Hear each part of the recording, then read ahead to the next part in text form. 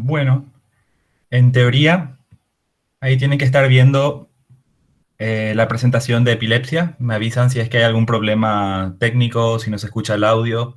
Igualmente, si es que hay alguna pregunta, aclaración, algo que no quede claro, siéntanse libres de eh, interrumpir o levantar la mano. Incluso diría interrumpir, porque yo, como no soy muy ducho, no soy muy experto con el tema del Meet, yo cambio, o sea, yo voy a la página, yo estoy mirando la presentación también, entonces en lo de la manito a veces se me escapa.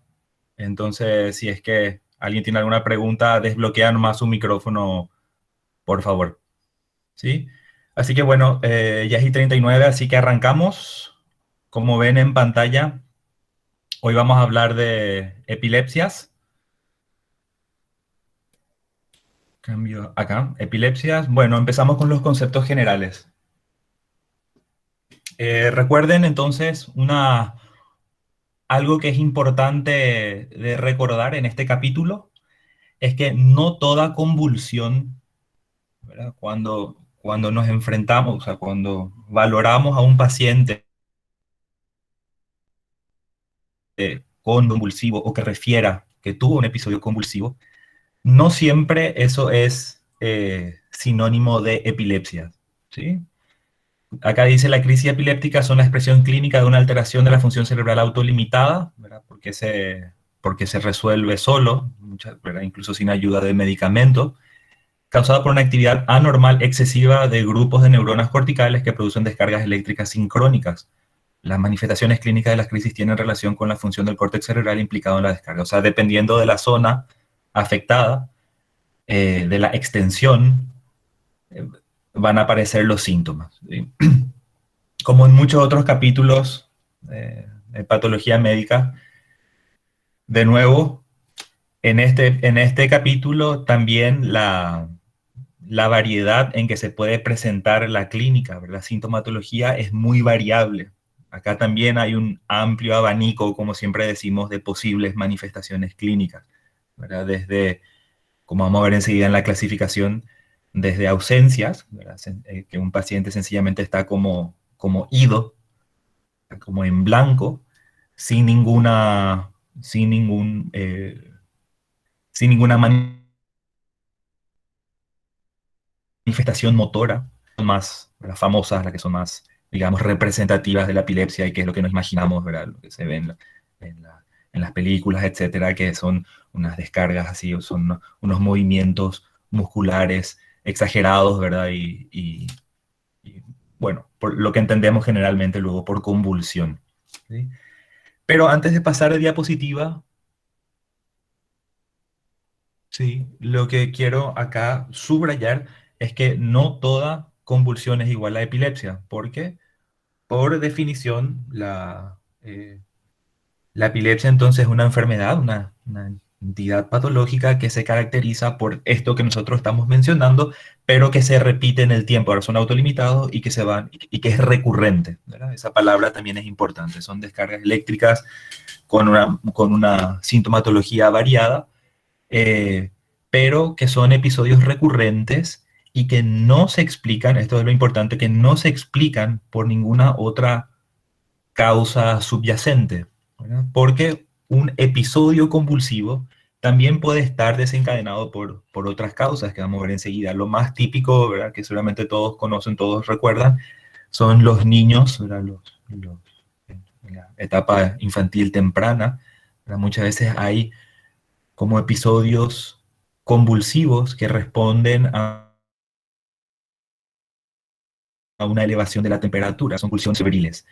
Entonces, eso no es una epilepsia y en ese caso, incluso aunque sea a repetición, ¿verdad? Entonces, yo decía que tiene que ser recurrente, sí, pero también que no esté causada, que no esté explicada por otra causa de base. Por ejemplo, una convulsión febril en un niño, ¿verdad? Puede pasar una enfermedad infecciosa que está teniendo el niño en ese momento, ¿verdad? Y a lo mejor 6 meses después o un año después tiene otra enfermedad infecciosa y vuelve a tener una convulsión febril, ¿verdad? Pero de nuevo es por la infección o sea, es la infección la que está causando la convulsión, ¿verdad? Entonces no clasificamos como epilepsia por más de que sea a repetición.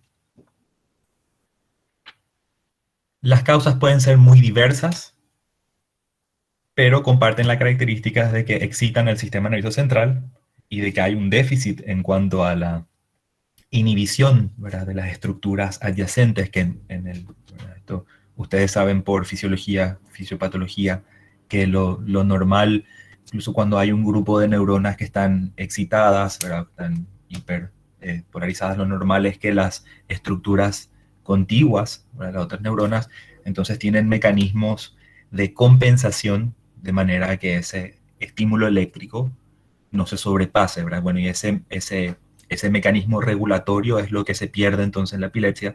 Por eso un grupo de neuronas que están hiperestimuladas también pueden afectar a las subyacentes y entonces, como decíamos recién, dependiendo de a qué extensión llega esto, la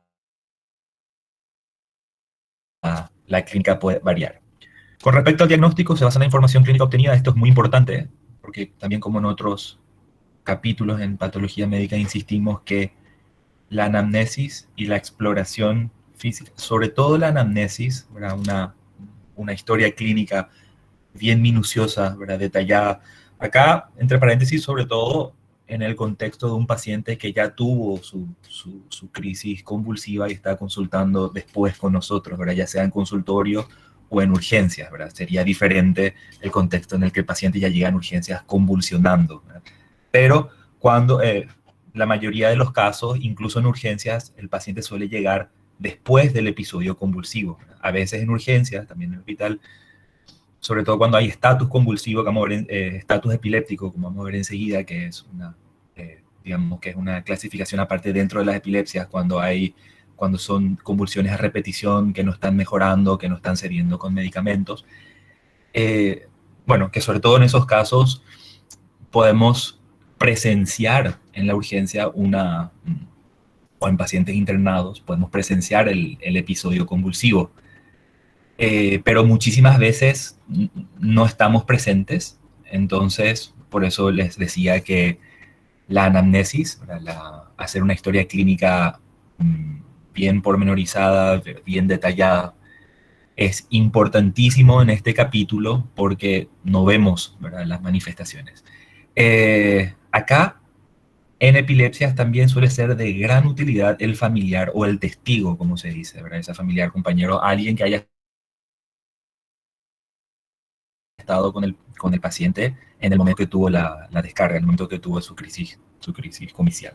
Hay entre paréntesis crisis comiciales. Ictus también era otra forma de llamarle a la epilepsia, entonces si por ahí escuchan ictal, ¿verdad?, se refiere también a epilepsia, ¿verdad? No pensar en el ictus del cerebro, sino que ictal. O también se suele decir mucho periodo post-ictal, que también es muy característico porque no siempre está presente, pero en muchos casos el paciente epiléptico, después de su episodio convulsivo, suele tener unos minutos, ¿verdad?, un rato después que ya está como vigil, o sea, ya está consciente, pero está como con una confusión, ¿verdad?, como una desorientación, como un síndrome confusional después de la convulsión, y eso es lo que se llama el periodo post-ictal.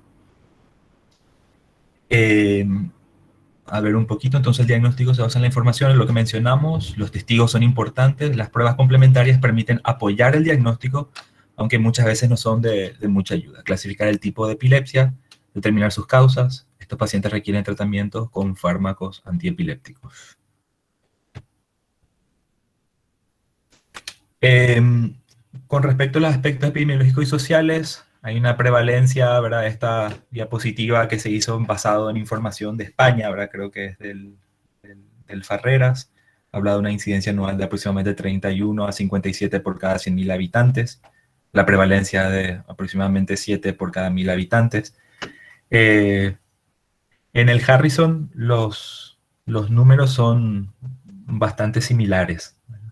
Y acá lo que es muy interesante es observar, ¿verdad?, la parte social, o sea, la parte humana también que acompaña siempre nuestra labor, ¿verdad?, más allá de lo que es estrictamente sintomatológico, tratamiento farmacológico, etcétera. es que los pacientes con epilepsia también tienen muchos, aparte de los problemas médicos, también tienen muchos problemas del tipo social, ¿verdad? Porque aparte de que hay luego una asociación entre algunos tipos de epilepsia, ¿verdad? Con problemas neurológicos, con problemas psiquiátricos, que, que pueden estar asociados, no siempre, ¿verdad? Muchos pacientes epilépticos, en- entre crisis y crisis, lo que se llama el periodo intercrisis, son personas que son totalmente normales, eh, la mayoría, ¿verdad? Pero algunos de estos, ¿verdad?, llevan una vida totalmente normal, pero hay algunos pacientes que son epilépticos o que tienen, a veces las convulsiones incluso son secundarias a algún trastorno del desarrollo o algunas lesiones cerebrales, como vamos a ver enseguida. Una de las causas más frecuentes de epilepsia, de convulsiones, son los traumatismos, ¿verdad? Entonces, bueno, pero lo que le quería decir ahora es que aparte del problema de base, de las lesiones cerebrales, ¿verdad?, muchas veces estos pacientes tienen una función cognitiva, ¿verdad?, que está alterada. O sea, no siempre es causa y efecto, o sea, no siempre es efecto de la epilepsia, a veces, ¿verdad?, a veces no queda claro cuál es el huevo y cuál es la gallina, ¿sí? Pero lo cierto es que está bastante bien establecido que, que hay mucha asociación, ¿verdad?, entre epilepsia y problemas del tipo neurológico, problemas del tipo psiquiátrico, ¿verdad?, pacientes epilépticos que también son depresivos. La tasa de suicidios entre los pacientes epilépticos es mayor al comparar con la población general, ¿sí? Entonces, bueno, en resumen, estos pacientes epilépticos están expuestos a tener otros tipos de problemas, ¿verdad? No solamente depresión, ansiedad, incluso psicosis, ¿verdad? Ese también es un tema aparte dentro de la epilepsia, porque a veces después de digamos, algunos episodios convulsivos en pacientes epilépticos, sobre todo cuando es una temporada en la que hay muchos, ¿verdad? Porque esto, aunque no entramos en patomédica, no entramos en tratamiento, ¿verdad?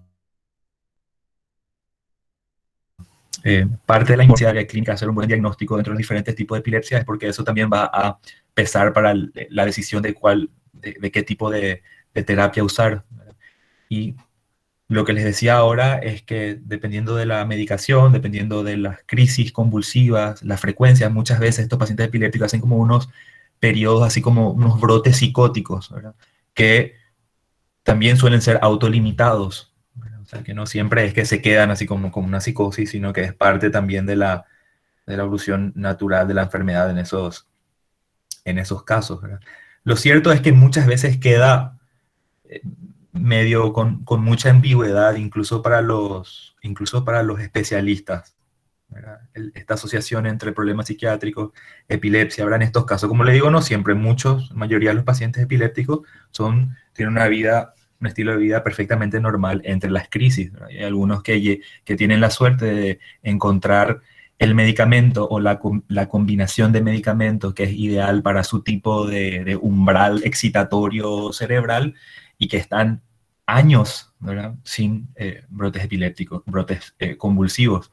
Y también existen los casos de epilepsias diagnosticadas durante la infancia, adolescencia, que después se resuelven, ¿verdad?, por diferentes motivos, ¿verdad?, con la adolescencia. Hay algunos casos que se resolvieron después de un embarazo. Y por el contrario, también hay algunas epilepsias que aparecen en la edad adulta, sobre todo en los adultos mayores. Eso también es importante destacar porque muchas veces asociamos las epilepsias ya con un diagnóstico temprano y que también suele pasar, ¿verdad? Hay como un pico en la infancia, ¿verdad?, del diagnóstico de infancia o adolescencia, después un poco menos en la adultez y hay otro pico también en la tercera edad, ¿sí? Bueno, acá también dice que la epilepsia incrementa la mortalidad entre 5 y 10 veces. Esta información, lo de 5 y 10 veces, bueno, eso también va de la mano con lo que dicen algunos autores, ¿verdad?, algunas publicaciones, ¿verdad?, que hasta 10 veces.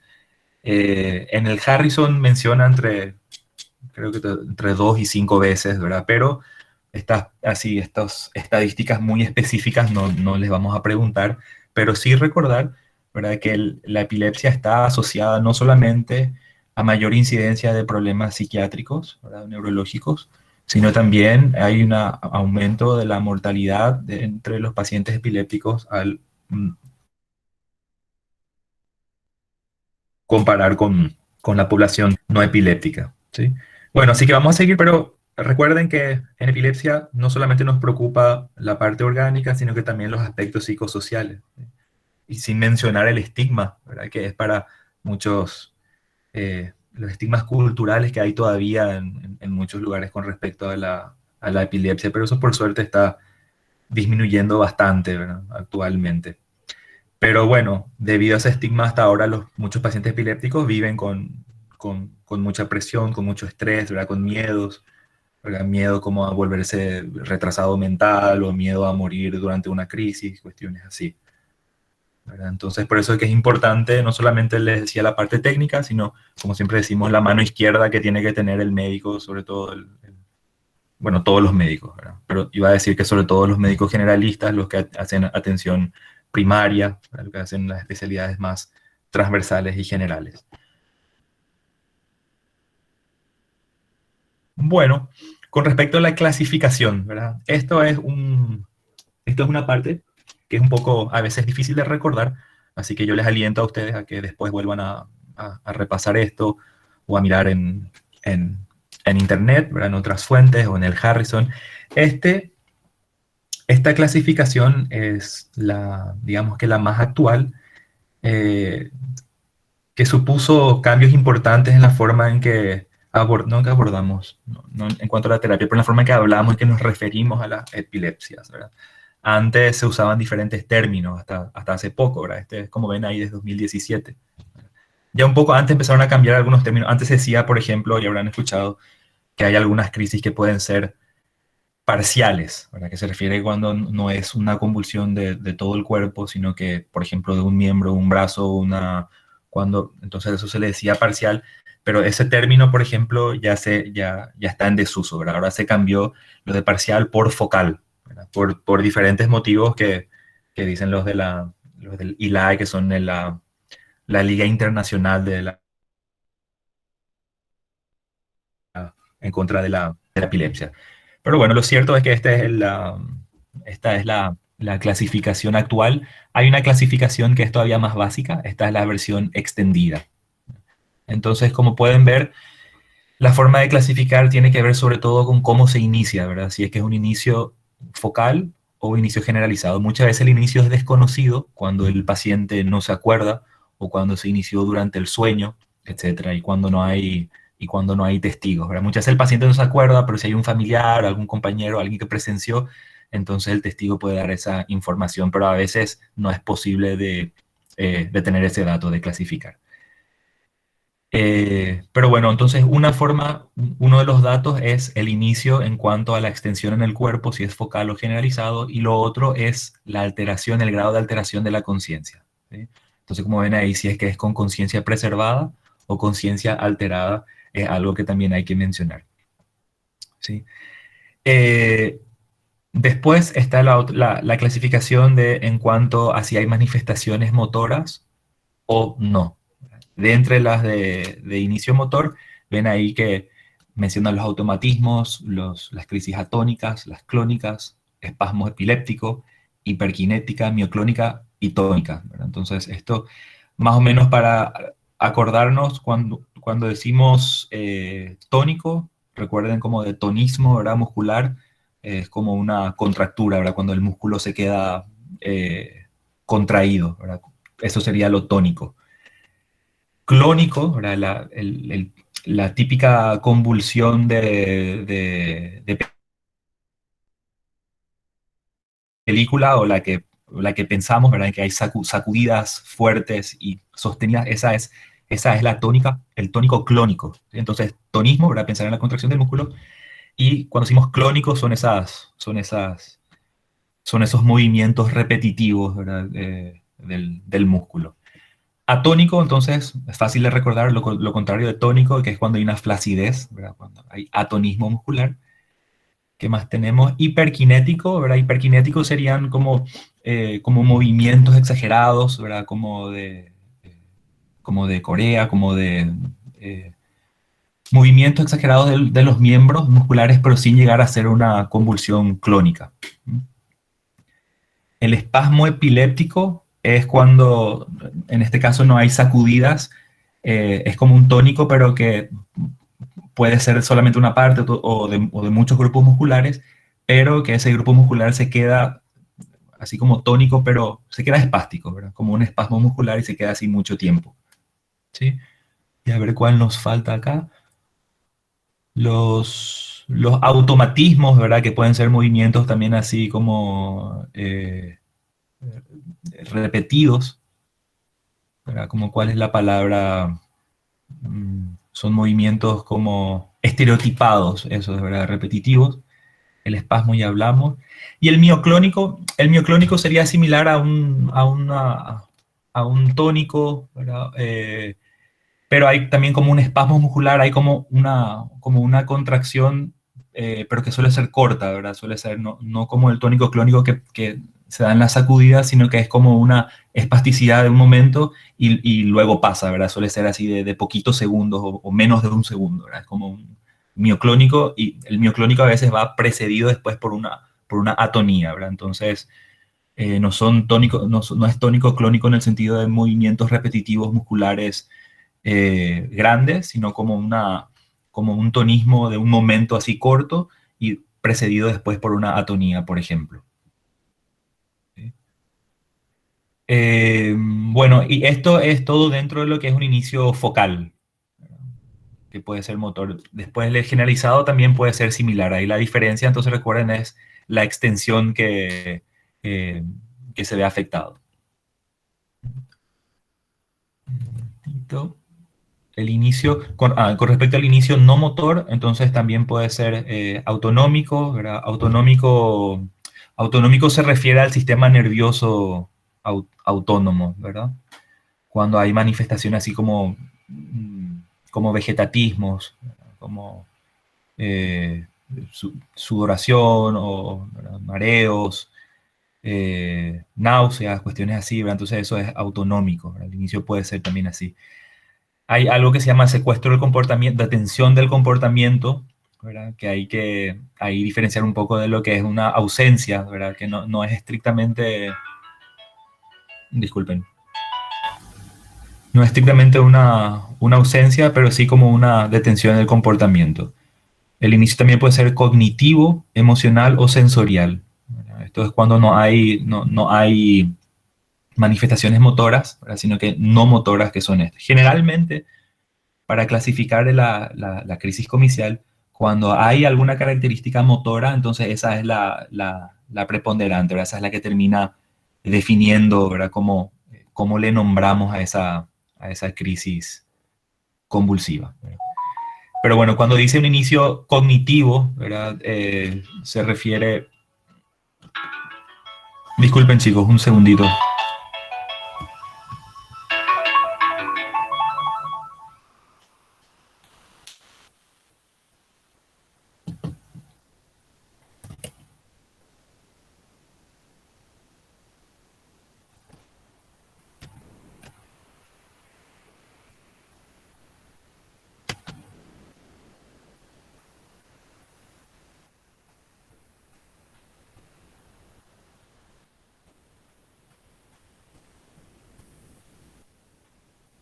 Bueno, gracias. Nos quedamos en inicio no motor. Ah, sí, en lo que es la parte cognitiva. Mm, automatismo, entonces recuerden que se refiere al sistema nervioso eh, autónomo. Eh, y también se refiere a movimientos. mm, no, eso es automatismo. Ahora estoy confundiendo porque ven que ahí arriba. Bueno, este es un buen momento para aclarar esto. Ahí arriba ven el inicio motor que menciona automatismos y ahí abajo, eso es lo que me confundió a mí, inicio no motor dice autonómico, ¿verdad? Recuerda entonces que cuando decimos no motor autonómico, entonces nos estamos refiriendo a eso que mencionamos recién, ¿verdad? El malestar en el estómago, sensación de frío, de calor, náuseas, mareos, que a lo mejor el paciente te dice que tiene como una sensación, un gusto extraño o un olfato raro, etcétera. ¿Sí? Eh, Cognitivo, ahí nos quedamos. Ok, en cuanto al no motor cognitivo, son cuestiones de, como dice el nombre, ¿verdad? Cognitivo de pensamiento, o generalmente eso se manifiesta sobre todo con el lenguaje, con el habla. Puede haber una afasia, el paciente puede estar así como afásico, como disártrico, con dificultad para hablar, que no encuentra las palabras. Eh, También alucinaciones, ¿sí? Sobre todo alucinaciones visuales, porque también vemos ahí abajo, hay uno que dice sensorial, ahí también podemos incluir a las alucinaciones de otros tipos, como el olfatorio, auditivo, gustativo, ¿verdad? Eh, pero en el cognitivo también se podría incluir a las alucinaciones, las ilusiones, también se suele mencionar cuando el paciente refiere mucho déjà vu, por ejemplo, ¿verdad? Si el paciente está refiriendo, tiene muchos déjà vu, entonces eso sería un focal cognitivo, ¿verdad? Y también recordar lo del habla, etcétera. Tenemos el emocional, ¿verdad? Diferenciar el cognitivo de emocional, porque emocional se refiere más como dice el nombre, emociones, ¿verdad? Pero me refiero nomás no confundir el tema de cognitivo con emocional. Emocional sería más como pánico, ansiedad, al paciente le puede dar como miedo, pues, como depresión, otras emociones, ¿verdad? O llanto fácil, o incluso alegría, euforia, ¿verdad? No siempre es negativo, a veces el paciente puede estar muy eufórico, como mucha alegría, ¿verdad? Pero forma parte de lo que es la crisis focal no motora, emocional. ¿Sí? Y después, por último, menciona entonces el sensorial, ¿verdad? Dentro del no motor, en lo que dijimos recién, ¿verdad? Las alucinaciones pueden ser olfativas, auditivas, del gusto, e incluso somáticos, ¿verdad? Ahí podríamos incluir también al vértigo. Bueno, a ver, recuerden acá si es que paso algo, me interrumpen y me preguntan. Antes de irnos al inicio generalizado, quiero volver a mirar acá inicio motor, lo que es el motor, a ver si es que no le mencioné alguna cosa. Dijimos lo que es automatismo son acciones repetidas, por ejemplo, frotar mucho o como unos tics que se van repitiendo, o el paciente que está como divagando o deambulando. Y creo que lo demás ya explicamos bien todo, ¿verdad? Tónico, clónico, el espasmo epiléptico, ¿verdad? Que son grupos musculares más grandes, ¿verdad?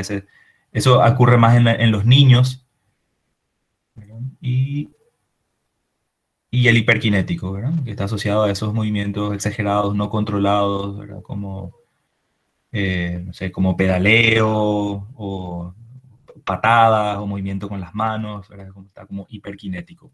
Bueno, pasamos entonces, eso es todo dentro de lo que es inicio focal.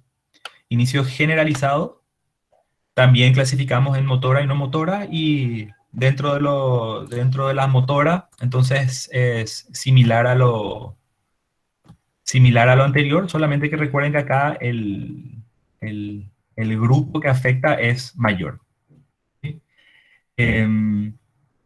Como les decía hace un rato, lo típico que solemos pensar son las crisis generalizadas motoras y que son tónico-clónicas, ¿verdad? Que también pueden ser mioclónicas, tónicas, clónicas, ¿verdad? Que se ve también en niños, jóvenes, que se mueven mucho los brazos, el tono ahora se pone como duro, después se suelta, y eso sucede de forma rítmica. Y, por ejemplo, ¿verdad? Puede incluir dos tipos, ¿verdad? Como por ejemplo, ahí ven tónica clónica, clónica, tónica, mioclónica, o sea que ya son combinaciones entre esos diferentes conceptos que nosotros estamos hablando, ¿verdad? Ahí, por ejemplo, hay uno que dice mioclónica atónica. Eso es bastante típico de un tipo en particular de epilepsia, un síndrome epiléptico que es el síndrome de Dus, ¿verdad? Que antes tenía otro nombre y que se caracteriza justamente por eso, ¿verdad? Que primero hay una mioclonía que dijimos hace rato que es como también como una sacudida de los miembros ¿verdad? O del tronco, pero que suele ser cortito y que está seguido por una atonía, ¿verdad? O sea que los miembros ahí se quedan flácidos.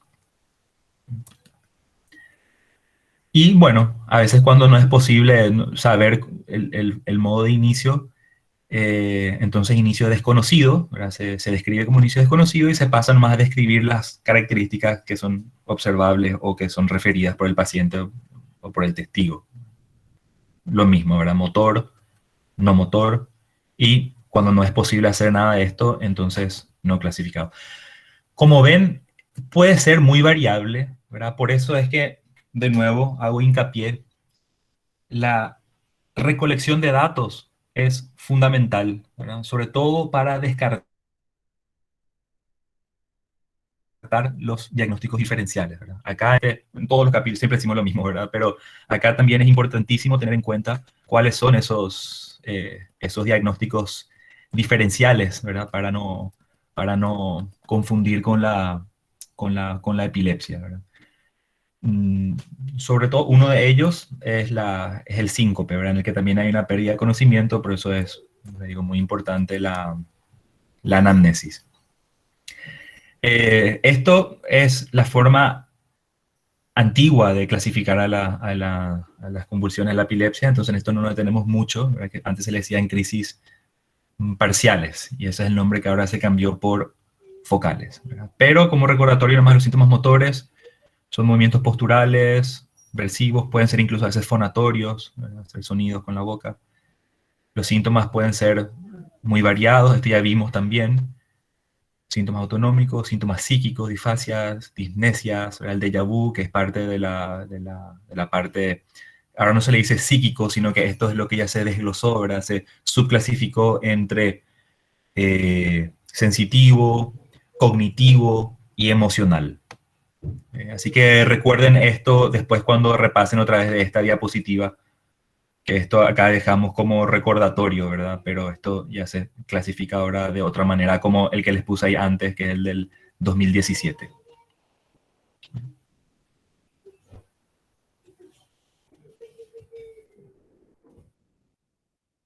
Bueno, y acá, a esto es lo que estábamos empezando a mencionar, ¿verdad? Que son los diagnósticos diferenciales, ¿verdad? Los fenómenos que te pueden ser también paroxísticos, o sea, paroxístico, recuerden que significa algo que es así abrupto, bien episódico, ¿verdad? Y que puede ser también autolimitado, ¿verdad? Entonces, estos son los diagnósticos que tenemos que tener en cuenta como diagnósticos diferenciales en las epilepsias, ¿verdad? Una, un accidente cerebral isquémico transitorio, ¿verdad? Una amnesia global transitoria, migraña, las, las, las epilepsias a veces, ¿verdad? Entonces eso hay que distinguir de las migrañas. Hay algunas migrañas que pueden ser muy, muy intensas, ¿verdad? Que el paciente migrañoso incluso puede tener como un desmayo, ¿verdad? Como una lipotimia, la narcolepsia, la hipersomnia, que es apnea del sueño, otros trastornos del sueño, ¿verdad? Como el sonambulismo, enuresis nocturna, los terrores nocturnos, ¿verdad? Que se suelen diagnosticar en niños, ¿verdad? Que es como una... Recuerden que los... Ay, parece que estamos con todos los teléfonos, disculpen.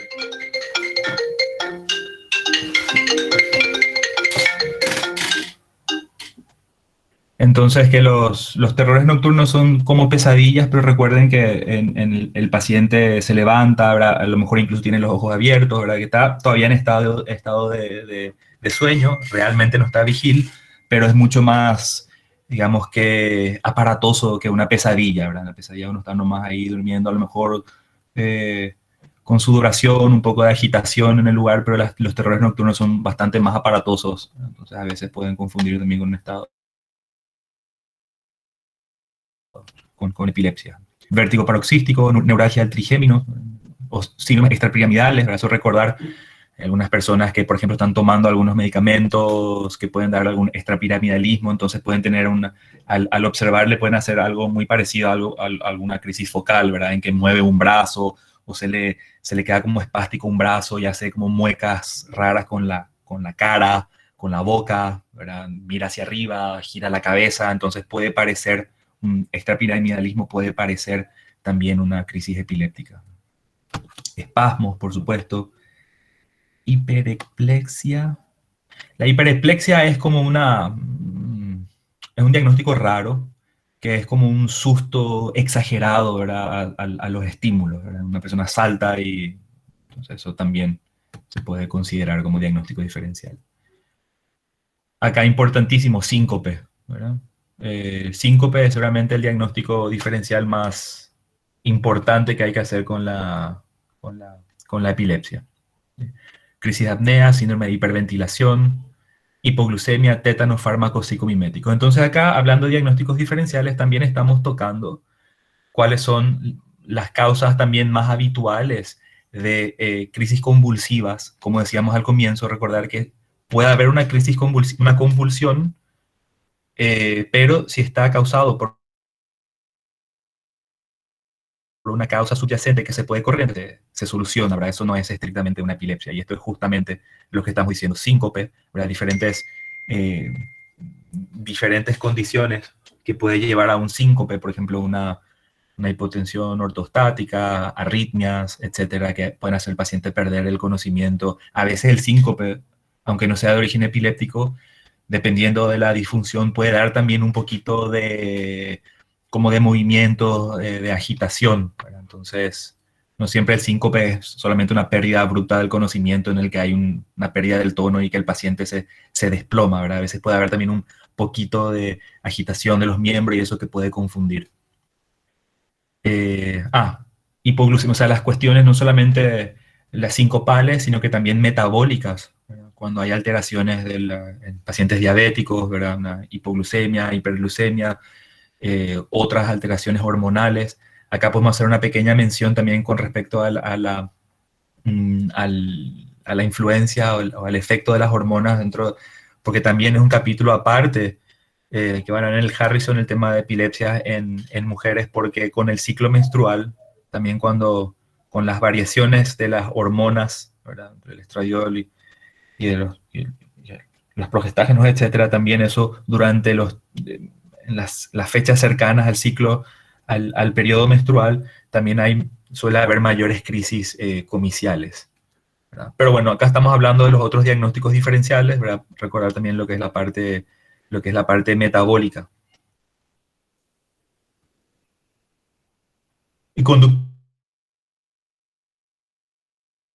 crisis psicógenas, no suele pasar en epilepsia, sino que son de origen psicógeno. Acá lo que suele ser bastante distintivo es que en una crisis psicógena, por más que el paciente está como muy alterado y muy agitado y también sacudiendo mucho las extremidades, muchas veces también suele gritar o proferir, ¿verdad? Palabras y eso, entonces eso lo distingue un poco de lo que es una crisis comicial, estrictamente hablando. Déficit de atención, conducta obsesiva compulsiva, estados disociativos, crisis de pánico, esquizofrenia.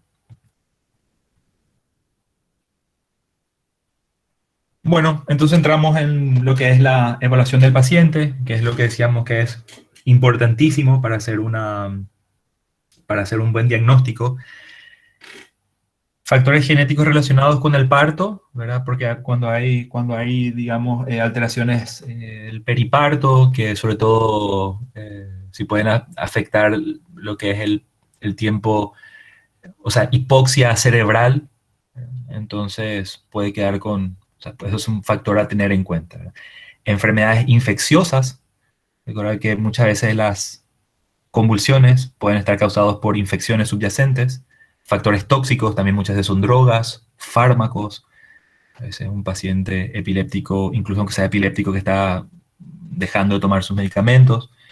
Traumatismo es súper frecuente, ¿sí? Agentes físicos, las arritmias que mencionamos recién, y otros trastornos metabólicos o nutricionales. ¿Sí? Esto hay que descartar todo. También neoplasias, ¿verdad? Si es que hay algún proceso expansivo a nivel cerebral que podría dar también convulsiones, o en otros lugares, aunque no sea cerebral, pero que haya metástasis, cuestiones genéticas, ¿verdad? Hereditarias, crisis febriles ya mencionamos, algunas enfermedades degenerativas, sobre todo neurodegenerativas como Alzheimer, Parkinson, el ELA, ¿verdad? La esclerosis lateral amiotrófica, y también muchas veces idiopáticos, ¿verdad? O sea que causas desconocidas, una hiperexcitación cerebral, pero sin tener ninguna causa subyacente. Eh, bueno, antes de pasar entonces a esto que es la evaluación, no, está bien, seguimos, evaluación del paciente, tener también en cuenta los métodos auxiliares de diagnóstico, decimos que la exploración, o sea, que la anamnesis es fundamental, pero también vamos a las pruebas de ayuda, ¿verdad? Las pruebas complementarias, ¿no? Donde se ve un patrón de las ondas que se vuelven así como bien puntiagudas, que es lo que se llaman espigas, que es lo que ayuda a hacer el diagnóstico. Lastimosamente, no siempre se le puede hacer un electroencefalograma a un paciente durante su crisis, ¿verdad? Y hay el problema de que muchos pacientes, incluso epilépticos, al hacerle un electroencefalograma en el periodo de intercrisis, la lectura puede ser normal, ¿verdad?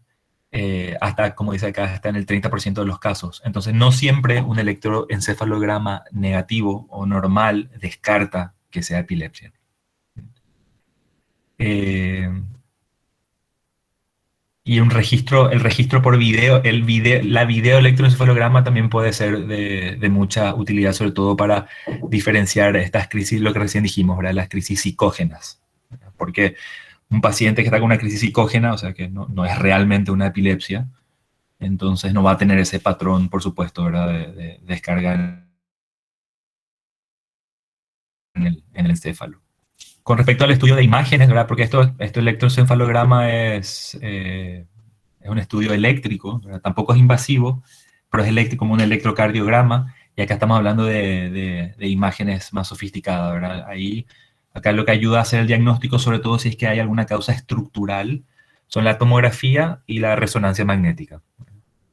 Para la epilepsia suele ser un poquito más útil la resonancia magnética, ¿verdad? Según los neurólogos, pero los dos son útiles.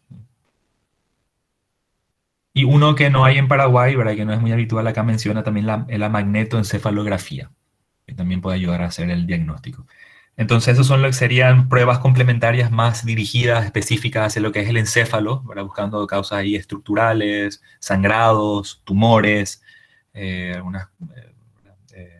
algunas cuestiones genéticas, etcétera. Pero también le pedimos al paciente con crisis convulsiva o convulsión también análisis de sangre, de orina, muchas veces cuando hay dudas si es que puede ser de origen infeccioso, ¿verdad? Para descartar meningitis o encefalitis, también hay que hacer punción lumbar. También estudios toxicológicos suelen ser importantes, sobre todo cuando es de origen desconocido, un primer episodio, un paciente que usa medicamentos, un paciente que usa drogas. Esto es un estudio toxicológico a ver si es que realmente es una epilepsia o puede haber sido causado por uso ya sea farmacológico o recreativo de drogas. El nivel de alcoholemia también es importante.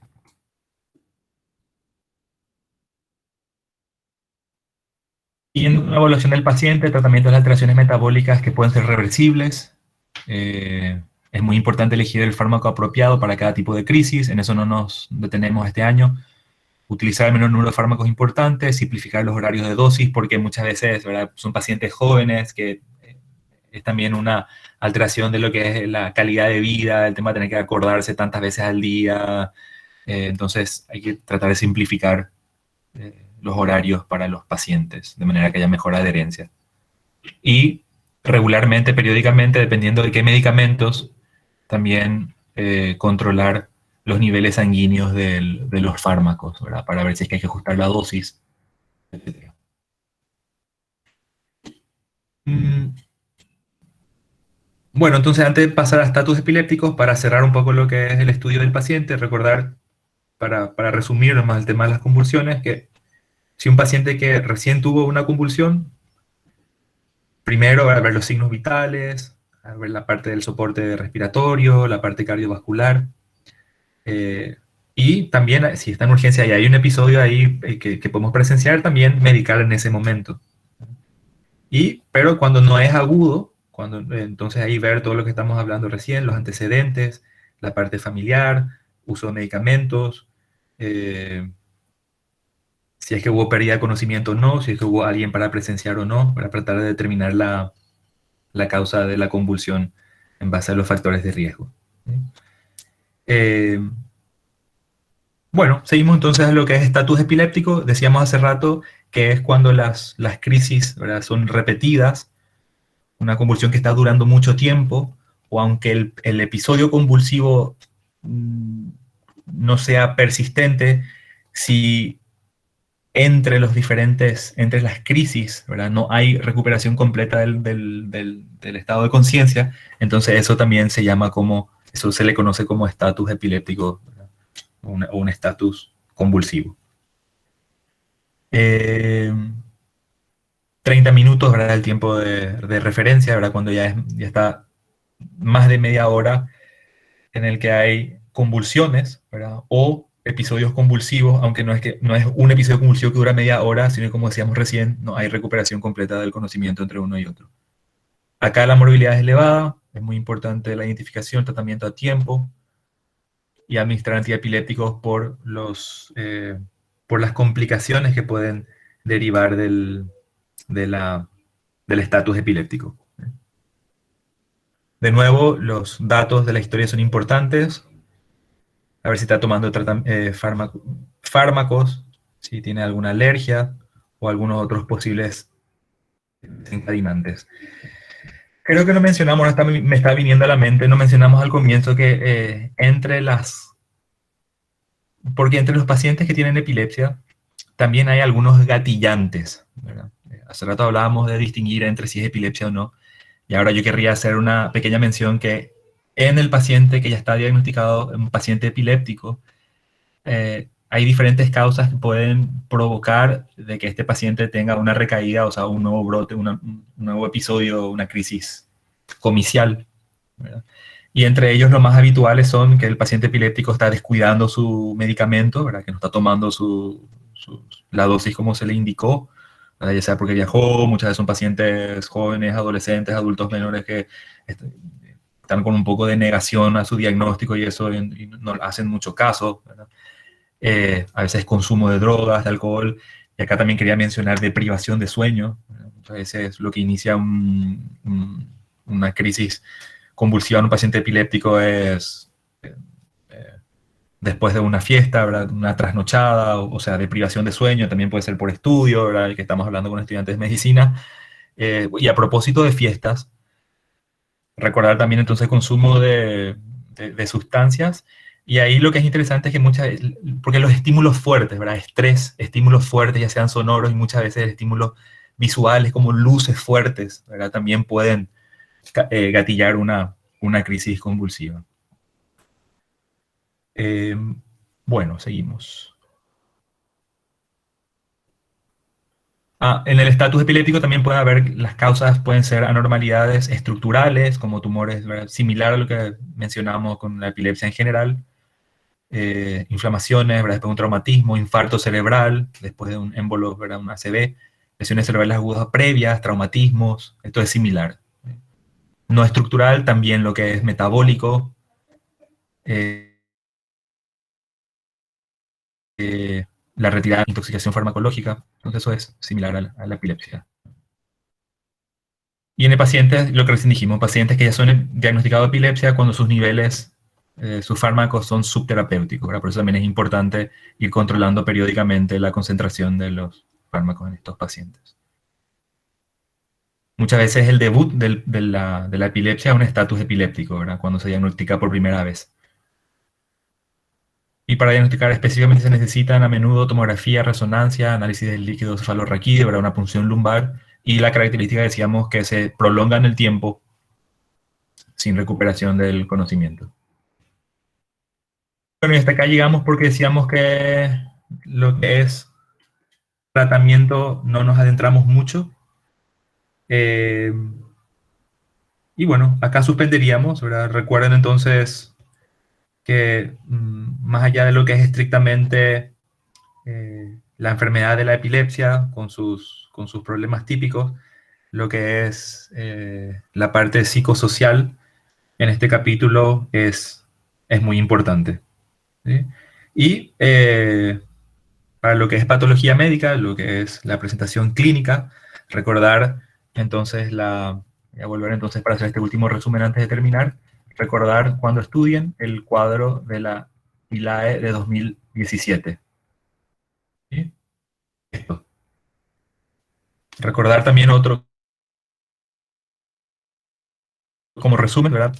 Recordar que no es siempre igual convulsión que epilepsia. Hay que descartar las causas subyacentes que se pueden corregir. Entonces, ahí terminan las convulsiones. Eso no es epilepsia. Entonces, en todo paciente con epilepsia, recordar el ABC, ¿verdad? Anamnesis, ¿sí? Exploración física y pruebas diagnósticas. En cuanto a la anamnesis, la exploración física, también recuerden descartar si es un síncope, ¿verdad? Si es que a lo mejor es una ACV, si es una migraña, si es una psicosis. Entonces, preguntar siempre si es que ya hay antecedentes de convulsiones o de epilepsia, porque ahí puede ser que el paciente está disminuyendo su dosis de medicamento, etcétera, ¿sí? Y para recordar en cuanto a pruebas complementarias, que aparte de la tomografía o de la resonancia, una cosa que no les mencioné es que una práctica muy habitual, y que es parte del protocolo, de hecho, es que no se suele tratar de entrada a una crisis convulsiva, justamente por todo esto que estamos mencionando, ¿verdad? Incluso en urgencias y eso,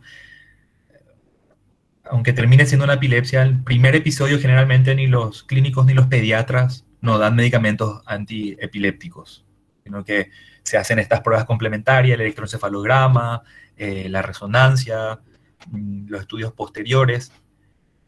Recuerden también el análisis es importante para descartar de que no haya causas metabólicas, el recuento, ¿verdad? Incluso el hemograma para ver si es que no es algo infeccioso.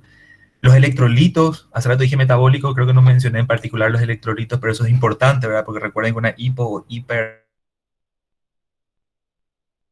hipernatremia o hipopotasemia, cualquier alteración, los electrolitos son de esas cosas que en el organismo tienen que tener un control, una concentración así bien específica, ¿verdad? Pequeñas alteraciones, lo que es el rango normal, pueden dar síntomas muy floridos. Y entonces también recordar de las pruebas toxicológicas, ¿verdad? Por uso de drogas, etc.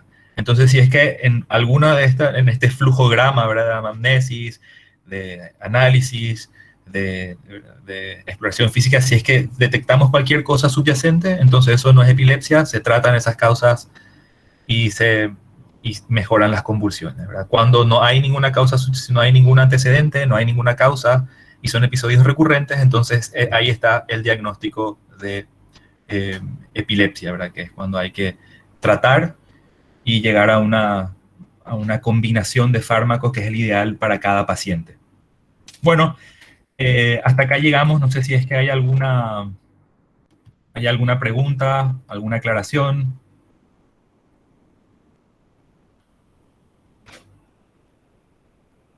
De lo contrario, ya se pueden ir retirando, que pasen un buen día y fuerza con la lectura, con los parciales y recuerden que cualquier cosa estamos a las órdenes para responder preguntas o aclarar cualquier cosa, ¿verdad? Ya sea a través de del WhatsApp o a través del correo de la cátedra. Y bueno, hasta acá Gracias, llegamos. Que profe. tengan un buen día, chicos. ¿Sí? Gracias, doctor, igualmente. Dale, que estén Gracias, muy bien. profe. Hasta luego. Chao, chao. Gracias, profe.